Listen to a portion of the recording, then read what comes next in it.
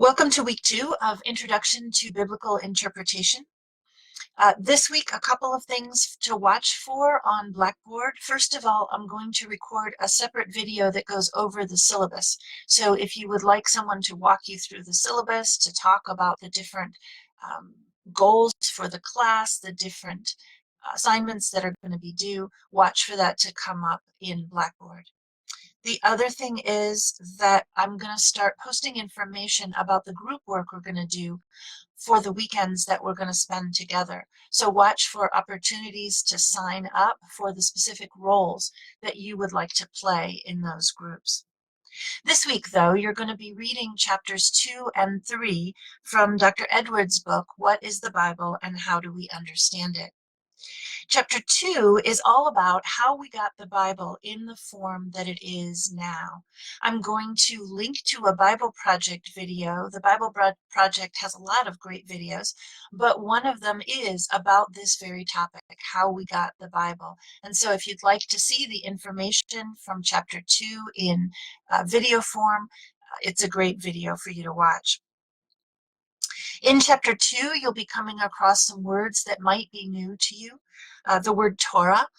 We usually translate Torah as law, and we think of it as the Old Testament. Sometimes Torah is used to refer to the whole Old Testament, but more specifically, it refers to the first 5 books of what Christians call the Old Testament: Genesis, Exodus, Leviticus, Numbers, and Deuteronomy.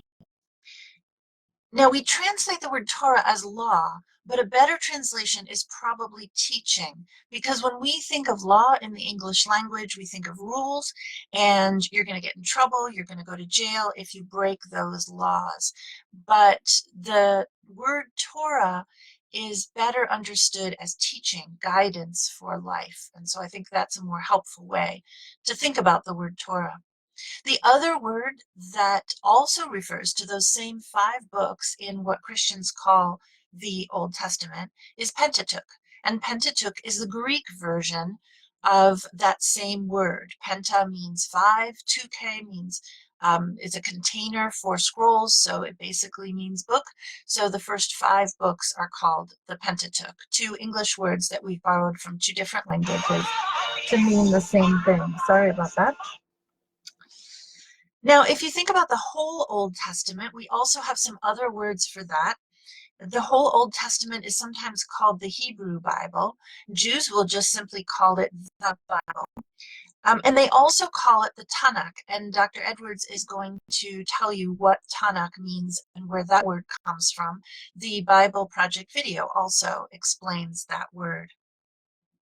Now, if some of those words you want to look up again or have an abbreviated explanation of what they mean, I wanted to mention that at the back of Dr. Edwards' book, there is a glossary, and you can look up words and phrases in the glossary if you need a more specific understanding of them.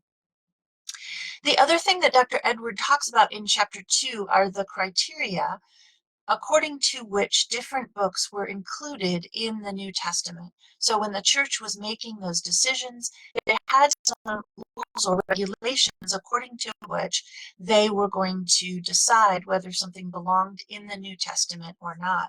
Dr. Edwards is going to talk about 2 of those, but I wanted to mention one.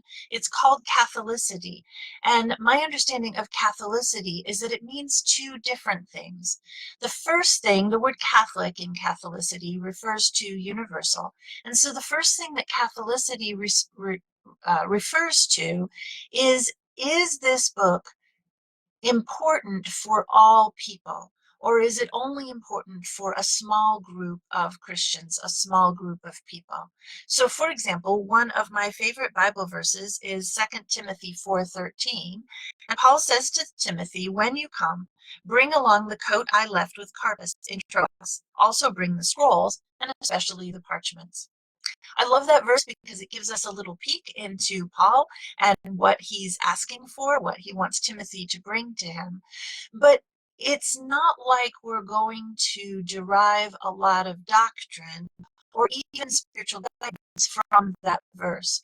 And so if Paul had written a whole letter that was pretty much mostly a grocery list, even though Paul wrote it, we probably wouldn't include it in the Bible because we would decide, that probably isn't spiritually edifying for the whole Christian world. The other thing, though, that Catholicity refers to is the idea of something being already useful for the church. Which letters are churches in the known world already reading and already finding useful for their spiritual growth? And so what some scholars say, and what's commonly explained, is that God chose the books. The church had to then come along and figure out which books God was already speaking through, which books were already God's word, and then gather those together. So I wanted to talk a little bit about that with you. Now, the next thing that I want to mention is the idea of translations. Dr. Edwards talks about this as well.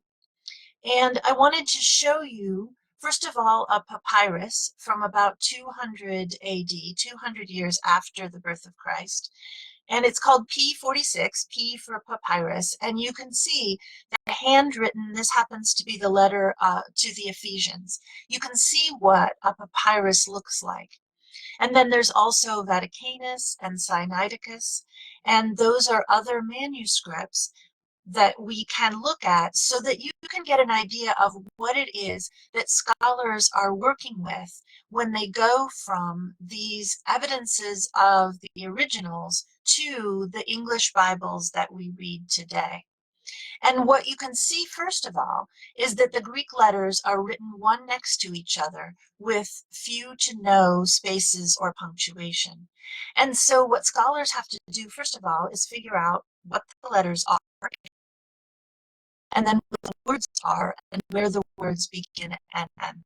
To use an English analogy, we might look at this string of words and try to figure out where should we put the spaces and what does this mean. And when some of you looked at this, you might have seen God is nowhere, and others of you might have looked at it and seen God is now here. Depends on where you put the spaces. Another thing we have to figure out is where punctuation goes. Where do we put commas and periods in English? This picture of the syrup always makes me laugh because the punctuation is in the wrong spot. Probably the people who made this syrup meant to put the punctuation, the exclamation point after oh boy, after the boy. And then it would say, oh boy, syrup. And instead, because they put the exclamation point after the O, what it actually says is, oh, boy syrup, which is a little odd. The other thing that has to be decided is how to translate various words, because words have connotations and they don't have the same connotation in the same language. I like talking about Luke 13, where Jesus calls Herod a fox. And I'm going to read you a short story from John Holtzman that he put in the notes to some of my curriculum. It gives an example of how this works and the difficulty of translating from one language to another. He says a Bible translator was working with a tribal group in Southeast Asia. The translator, as all good translators do, would regularly read his work to a group of informants to see if they understood his translation and to ensure that what he had written was conveying accurately to them what he thought the original text meant. The translator had come to Luke 13:32, where Jesus is said to have referred to Herod as a fox. As he read his translation, the men who were listening burst forth with laughter, and not just a little laughter. Some of the men were holding their bellies as they rolled around on the ground. Herod, that fox, is a funny turn of phrase, the Bible translator thought to himself, but it's not that funny. I wonder why these men are laughing so hard. So he asked them, "Why are you laughing?" One of the men was able to control himself long enough to choke out a reply. "If a man is a fox," he said, "it means," and here the informant spoke in a high falsetto, "he speaks with a high voice." And the implications of a man speaking with a high voice is that he's effeminate. No, no, the missionary protested. Jesus didn't mean that. He was saying that Herod was sly, crafty, deceitful. Oh, the men replied. Well, in that case, you need to say that mountain lion. Herod was a mountain lion. So in that particular culture, the way to convey somebody being sly, crafty, and deceitful was to call him a mountain lion. But the Greek text says a fox. So what's the translator going to do? Is he going to translate it so that it says Herod that fox, knowing that everybody in that culture is going to completely misunderstand what the Greek meant? Is he going to translate it Herod that mountain lion, knowing that now this whole culture is going to understand what the Greek meant, but it's not what the Greek says? Or is he going to kind of take some middle way where he translates Herod, that sly, crafty, deceitful guy, which sort of explains what the text means, but doesn't actually translate the words? Every translator has to make those kinds of decisions, and this is why a word-for-word translation is usually not the most helpful, because concepts in one language don't translate word for word into another language. Another thing that happens, particularly in English, is that we get new translations. And sometimes people say, well, why do we need new translations? What's wrong with the old ones? My favorite example here is 1 Peter 3, verse 1. In the older King James Version, this verse said, "Likewise, ye wives, be in subjection to your own husbands, that, if any obey not the word, they also may, without the word, be won by the conversation of the wives." Doesn't that sound like wives should be talking to their husbands in order to convert them? But the problem is, at the time of the King James Version, conversation in English meant behavior. And so we have to update our translations because the English language changes and we have to keep up with those changes. So now the NIV, for example, says, "Wives, in the same way, submit yourselves to your own husbands, so that if any of them do not believe the word, they may be won over without words by the behavior of their wives." Because that's the English word that today best represents the Greek word that's in the text. I've given you a chart. This was created by Zondervan. The orange and green colors don't mean anything. It's just to make the chart pretty. But it gives you a translation continuum of translations that show which ones are closer to being word for word and which ones are closer to being thought for thought. And recommendation, and it's Dr. Edwards' recommendation as well, is that you choose a couple of different translations, possibly from different places on the spectrum, when you really want to dig in to what the Bible means. So that's chapter 2. Chapter 3 discusses what parts of the Bible we prioritize. Prioritizing Christ and Christ's life is called Christocentric interpretation. And one of the questions that you'll be answering this week asks you to apply the issues that Dr. Edwards brings up in this chapter to Psalm 137. So I want to end by reading you Psalm 137. Alongside Babylon's streams, there we sat down, crying because we remembered Zion. We hung our lyres up in the trees there, because that's where our captors asked us to sing. Our tormentors requested songs of joy. "Sing us a song about Zion," they said. But how could we possibly sing the Lord's song on foreign soil? Jerusalem, if I forget you, let my strong hand wither.